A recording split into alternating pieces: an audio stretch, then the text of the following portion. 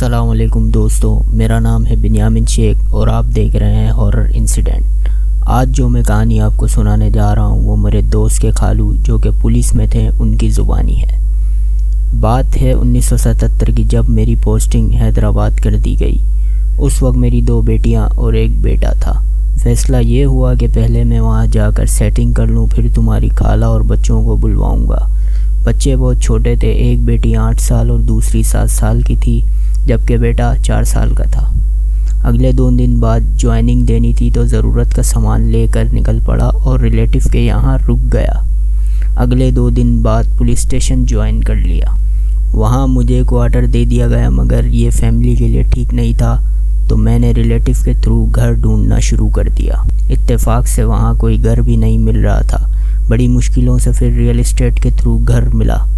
اس جگہ کا نام گاڑی کھاتا تھا اور وہاں ہندوؤں کے دور کے پرانے گھر اور بلڈنگز تھی۔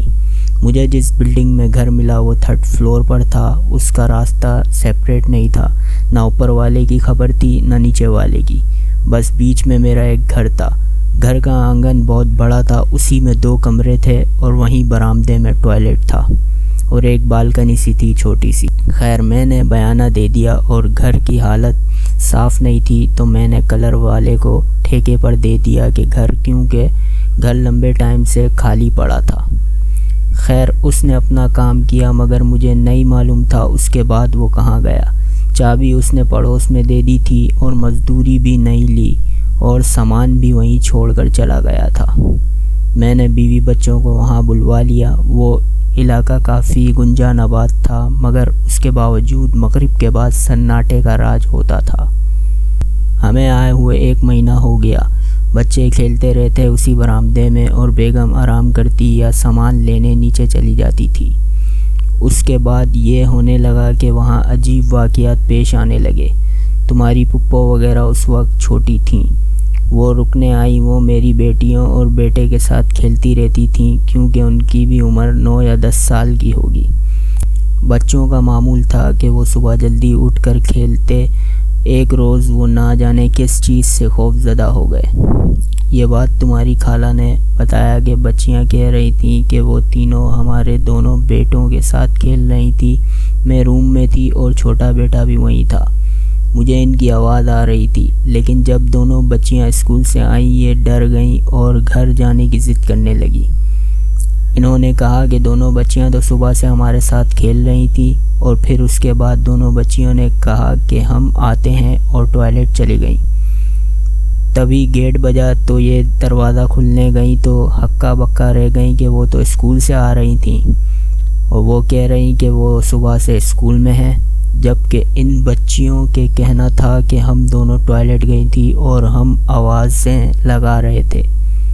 تبھی گیٹ بجا اور تم دونوں اسکول یونیفارم میں آ گئیں۔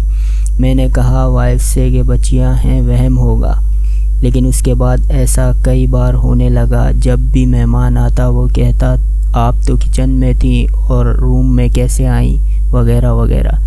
یہ ان کی بچیاں کہتی کہ ہم لوگ تو بچوں کے ساتھ کھیل رہے تھے تو یہ بعد میں روم میں سو رہے تھے۔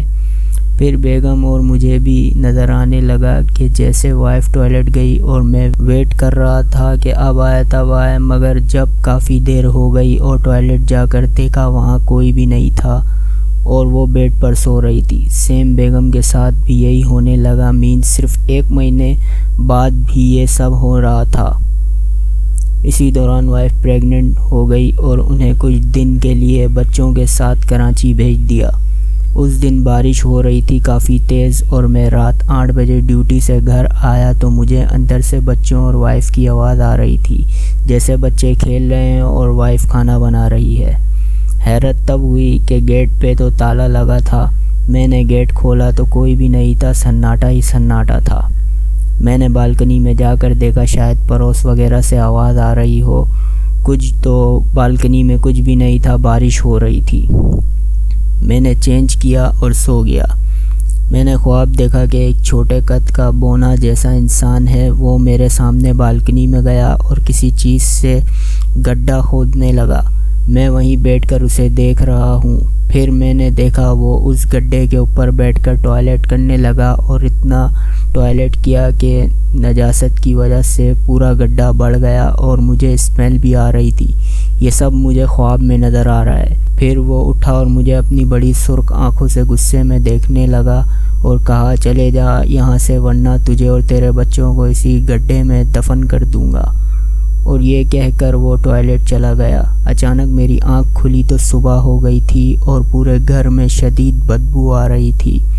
मेरा सांस ऊपर का ऊपर और नीचे का नीचे था। मैंने दिल में सोचा ये ख्वाब था, लेकिन बदबू कहाँ से आ रही है।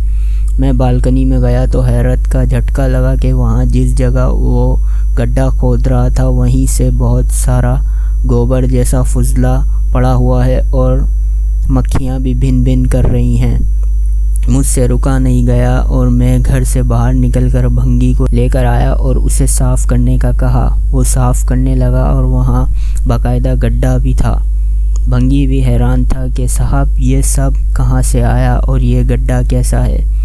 मैंने कोई जवाब नहीं दिया और फिर मैं सीधा स्टेट एजेंट्स के पास पहुंचा और खूब सुनाई तो उसने माजरत की और कहने लगा उसे कुछ नहीं मालूम, बस ये कहा कि ये घर काफ़ी टाइम से बंद था तो उसके मालिक ने साफ़ करके कहा था कि रेंट पर चढ़ा दो।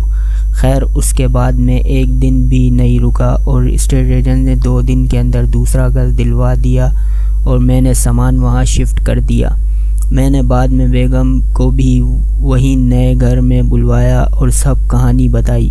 उसने शुक्र अदा किया कि आपको और बच्चों को किसी को कोई नुकसान नहीं हुआ, लेकिन उसके बाद मुझे नहीं मालूम कि उस घर में कोई आया कि नहीं, लेकिन इस वाक़े ने मुझे हिला कर रख दिया था।